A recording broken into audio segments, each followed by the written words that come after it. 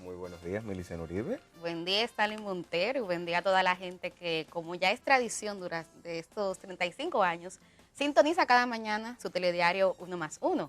Hoy, jueves 14 de julio, yo feliz porque mañana es viernes, además estamos a 15. Y una semana que ha valido mucha información y con muchos acontecimientos que a la vida nacional le han marcado pautas de cómo regirse y de cómo analizarla. Así es, tal vez comenzar por la efeméride de Stalin. Hoy es 14 de julio, se cumple el 20 aniversario de la muerte del expresidente y líder del Partido Reformista Social Cristiano, Joaquín Balaguer. Es increíble, pienso que todavía es una figura que no se ha puesto en el contexto histórico adecuado. El gobierno de Balaguer, que fue conocido justamente por un carácter totalmente antidemocrático y represivo, nosotros en nuestra condición de periodista lo sabemos, porque hubo plumas muy finas y muy comprometidas con la democracia y con el avance del país que fueron asesinadas justamente en los gobiernos del expresidente Joaquín Balaguer. De igual manera, la represión estudiantil, Stalin, figuras importantes como el caso, por ejemplo, de Amin Abel, entre muchísimas otras. ¿Qué me sorprendió? Bueno, que hoy en la prensa encontré una que otra crónica señalando las virtudes humanas del expresidente Joaquín Balaguer. Y ahí me hizo conectar con una necesidad que yo creo es latente en la sociedad dominicana, que es lo de algún día poder tener una comisión de la verdad, tal cual pasó en otras naciones que enfrentaron dictaduras férreas, como la tuvimos aquí con el caso de Rafael Leónidas Trujillo, y ha permitido que podamos poner algunas figuras en contexto y además que se pudieran sanar algunas heridas y cumplir algunas deudas históricas. Señalar también sobre esta fecha, es una nota que me pasó el querido profesor y sociólogo Cándido Mercedes, la expectativa, porque en su libro Memorias de un cortesano, el expresidente Balaguer dejó una página en blanco. Se supone que para esta fecha, decía él, que una persona se quedó con el encargo de revelar, por ejemplo, quiénes fueron los asesinos del periodista Orlando Martínez. Así es. De igual manera, yo creo que agregar también la necesidad de que, sobre todo desde segmentos de la población más jóvenes, se tenga la oportunidad de conocer a profundidad la historia de líderes como Joaquín Balaguer, que como muchos de su generación, merecen como dividir su historia de vida en dos vertientes. Una, por ejemplo, en el caso de toda la producción literaria que generó el profesor Balaguer, pero también por otro lado, sus vivencias políticas, su accionar político, que evidentemente, marcado sobre todo por una práctica conocida en la historia como el periodo de los 12 años de Balaguer, pues nos dejan un mal sabor de boca y nos dejan muchos elementos inconclusos para analizar y sumar. Dolor también, no solamente para las familias y para la sociedad dominicana que vivió asediada por un régimen además con elementos violentos y dictatoriales, sino también para esas personas que en el día de hoy y luego de lo que pasaron probablemente muchos de sus familiares desaparecidos y asesinados en este periodo, tienen que verse la necesidad de escuchar que hoy se le llame padre de la democracia. Sí, una incoherencia de la clase política. Ahí estamos viendo algunas imágenes de archivo del expresidente Joaquín Balaguer. Recuerda que cuando el PRD ganó en el año 2000 y tuvo mayoría congresual, una de las decisiones que tomó fue declarar como padre de la democracia a Joaquín Balaguer, y lo mismo luego vimos como altos dirigentes PLDistas en el 94 le levantaron la mano en el llamado Frente Patriótico. Es increíble porque mira que tanto el PRD, que fue uno de los primeros partidos que se fundó aquí en República Dominicana para luchar por la democracia, como el mismo PLD, que tuvieron ambos el mismo fundador, fíjate qué cosa, aportaron mucha sangre. O sea, fueron muchos dirigentes que fueron asesinados, que tuvieron que vivir en el exilio.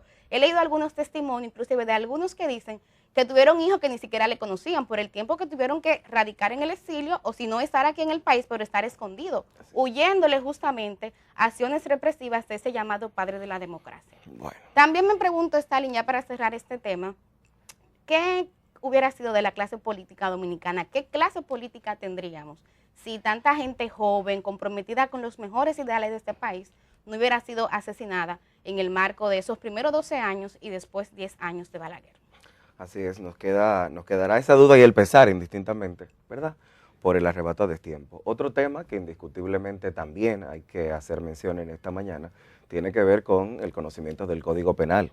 Ese sometimiento, esa presentación que se ha hecho a la Cámara de Diputados, ya formalmente una comisión integrada por un número significativo y amplio de diputados, pues estuvo viendo y conociendo esta pieza que han introducido. Hay que decirlo, me llamaba la atención cuando veía el archivo de que una de las cosas que mencionan es que plantean que es un código moderno y saludable con la penología actual. De hecho, la plantea como la penología de vanguardia. Y consultando de forma muy escueta con algunos juristas, nos decían de muchísimos elementos contentivos del mismo que plantean que no es así. En términos de tipología y de tipificación de delitos penales, muchos de los avances que se habían conocido en las anteriores discusiones del código quedan fuera de este proceso y de este código introducido. Dentro de uno de sus principales temas, evidentemente, destacan las 3 causales para la interrupción voluntaria del embarazo, que es uno de los tópicos, y bueno, en materia también de derechos vinculados, de derecho y de la situación y condición de violencia hacia las mujeres y otros grupos vulnerabilizados, también hay elementos de avanzada que se habían introducido en la discusión que no forman parte de esta pieza. Mira, yo creo que ese es un tema que no se puede ver solamente como la aprobación o no de un proyecto de ley. Es un tema en el que hay que poner de relieve primero cómo una clase política todavía persiste en negar a una parte importante de la población, en este caso las mujeres y las niñas, derechos fundamentales como el derecho a decidir, el derecho a la vida, a la dignidad y también a condiciones sanitarias adecuadas. Y ahí voy a pedir a producción que coloque nueva vez en pantalla una parte del programa del gobierno del PRM, exactamente del partido, cuando se comprometía a hacer gobierno, y citaba, ahí ustedes lo están viendo, ese recuadro que está en rojo, cómo identificaba el PRM cuando era partido, cuando era oposición, cuando no estaba en el gobierno, la penalización absoluta de la interrupción del embarazo como una de las causas que en República Dominicana abonaba un caldo de cultivo a la violación de derechos fundamentales para las mujeres. Ahí en las redes sociales abundan los videos de cómo altas autoridades del PRM se comprometían y se mostraban a favor de las causales. Pero ese dicho de que es una cosa es con guitarra y otra con violín, no a veces pone de relieve en este tema, porque ahora cuando el PRM tiene mayoría congresual no está cumpliendo esta promesa de campaña. Y lo digo porque tengo información de que efectivamente está el tema en agenda y que hay una intencionalidad de aprobar el código rápido y sin las 3 causales. Fíjate que hoy estamos a 14, dentro de 12 días ya cierra esta legislatura. O sea, eso, si se aprueba, sí, va a ser prácticamente un código express que vamos a tener. Sí, que es una de las cosas que llama la atención, bueno, que en términos políticos y electorales es un elemento al que hay que llamar indiscutiblemente a la dirigencia del Partido Revolucionario Moderno a la reflexión. ¿Por qué? Las elecciones del año 2020 se dieron en un contexto no solamente difícil con relación a lo que ocurría, por ejemplo, con el otro Partido de la Liberación Dominicana, sino también en la medida en la que hubo campañas de sectores conservadores, y hay que decirlo, de sectores conservadores, de tanto de la Iglesia Católica como de las iglesias evangélicas, de llamado a no votar por ese proyecto y de hecho a no solo hacerlo por eso, sino con candidaturas específicas, precisamente por apoyar y por posiciones como la del apoyo a la temática de las causales. Sin embargo, ¿con qué nos encontramos posteriormente?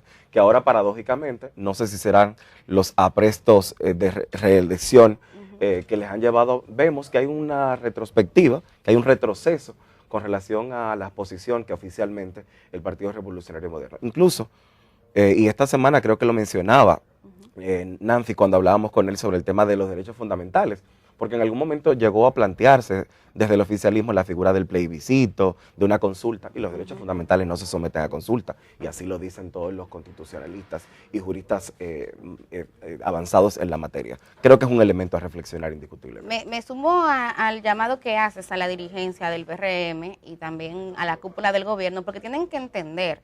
O sea, el PRM llegó al poder de la mano de los sectores que eran pro derechos humanos, que eran sectores progresistas, que eran sectores que apoyaban temas como este. Sin embargo, una cada vez ve más cómo se va virando hacia un pensamiento totalmente conservador y antiderechos. Fíjate en el tema migratorio, cómo ahora desde la Dirección de Migración, o sea, se han hecho operativos totalmente indignantes, hasta en hospitales. Y recordemos aquella frase que dijo el director de Migración, que a las mujeres parturientas había que buscarlas hasta debajo de una cama. Pero fíjate también con el tema de seguridad ciudadana, cómo se recurre nueva vez al tema del patrullaje, a la militarización. Y aquí en el tema causal lo estamos viendo otra vez. Entonces creo que tienen que recordar cómo llegaron al poder y estar conscientes de que efectivamente hay un costo político, si algo tan elemental, porque aquí no se está defendiendo un festín para el aborto, no un aborto totalmente libre, es un aborto en 3 condiciones básicas que son humanas, cuando corre peligro la vida de la mujer, cuando se ha comprobado científicamente que el feto es incompatible con la vida o cuando ese embarazo es producto de una violación o incesto. ¿Y en qué cabeza cabe que hoy le vamos a obligar a una mujer a parir un embarazo que es producto de una violación? Por ejemplo, caramba, con tantos casos que vemos de violencia.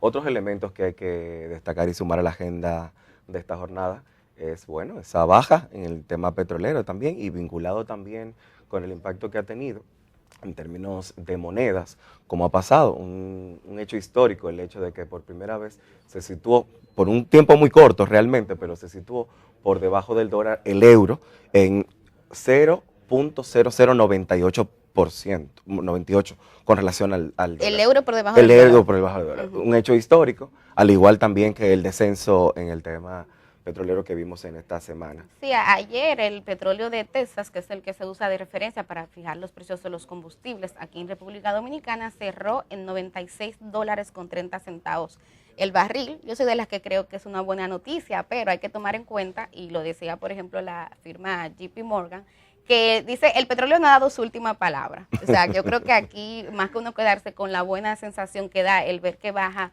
el precio del petróleo, es preocuparse por las condiciones que están generando esa baja, que es el temor a una recesión ya no solo en la economía estadounidense, sino también en la economía europea. Sí, y en el tema internacional también, Millicent, hay que conectar con lo que ocurre. Como hemos sabido y hemos visto en las últimas semanas, la situación de seguridad en Haití sigue en incremento en su escalonada de violencia sistemática, pero además esta semana tiene unos hechos muy particulares, pues el viernes justamente se cumple el plazo en que Naciones Unidas debe tomar una posición con relación a la extensión de la misión de la ONU en Haití.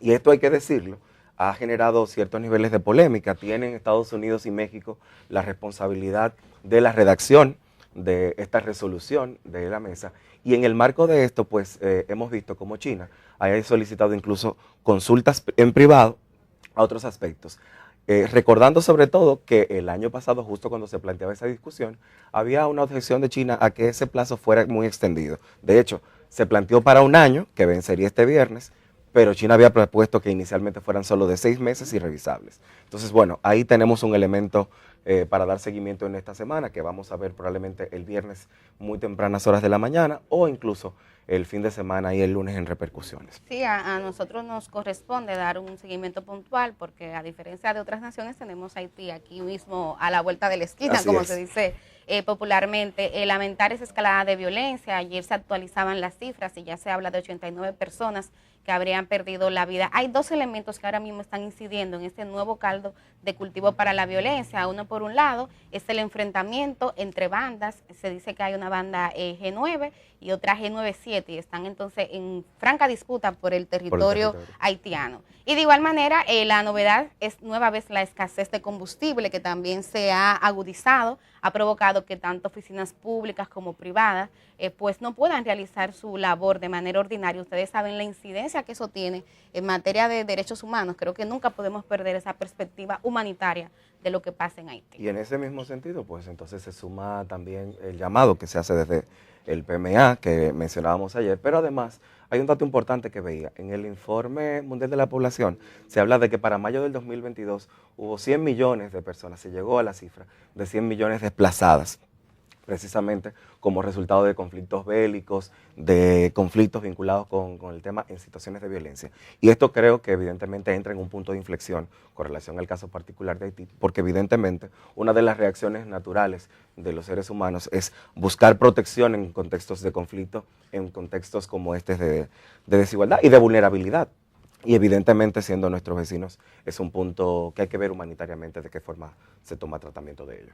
Y bueno, ya para cerrar este bloque de comentarios, Stalin Montero, dar una buena noticia. Ayer las autoridades sanitarias informaron que este fin de semana le darían de alta a la persona, es un joven de 25 años, que tiene ahora mismo viruela símica, que es como se conoce popularmente la viruela del mono.